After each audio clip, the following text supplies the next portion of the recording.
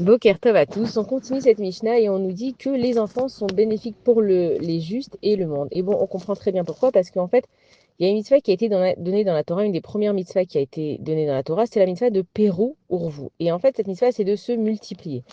Maintenant, il faut savoir que cette mitzvah, elle n'a pas été donnée à la femme, elle a été donnée à l'homme. C'est-à-dire que c'est l'homme qui a la mitzvah d'emmener des enfants dans le monde.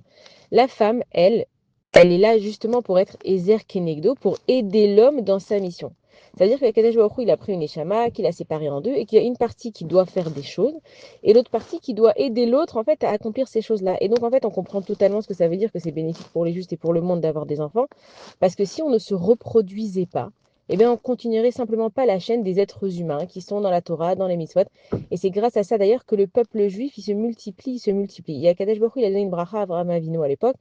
Et il lui a dit que tes enfants, ils seront nombreux comme les grains de sable, donc on ne peut pas les compter, et comme les étoiles dans le ciel, même si on a l'impression de voir quelques étoiles, il faut savoir que c'est immense le nombre d'étoiles qu'il y a dans le ciel, et que Akadosh Baruch Hu, il s'occupe de chacun des enfants qui est dans ce monde. On a toujours entendu que chaque enfant, il emmène sa bracha quand il va avec lui. Ça veut dire quoi, sa bracha qui va avec lui?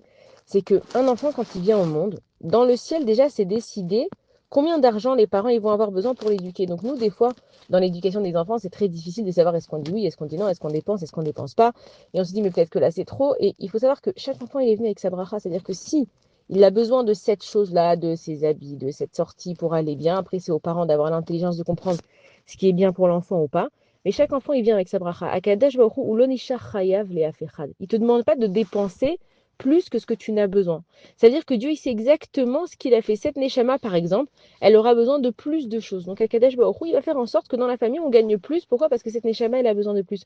Donc le fait que nous, en fait, on voit les enfants comme une dépense, comme quelque chose en trop, un poids en trop, on n'a pas compris, c'est qu'il y a des neshamot qui doivent descendre dans ce monde. Et maintenant, les Neshamot, selon ce qu'elles doivent réparer, en fait, elles vont choisir leur, si on peut dire entre guillemets, leur famille d'accueil.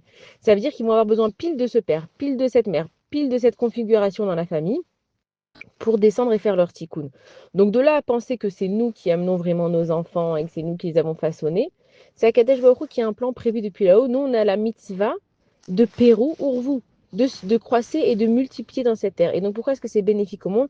Parce que plus les Neshamot, elles viennent, plus les Neshamot, elles font des tikkunim, elles font des réparations, plus Bezrat Hashem, on arrivera à Mashiach qui va nous délivrer. Bonne journée à tous.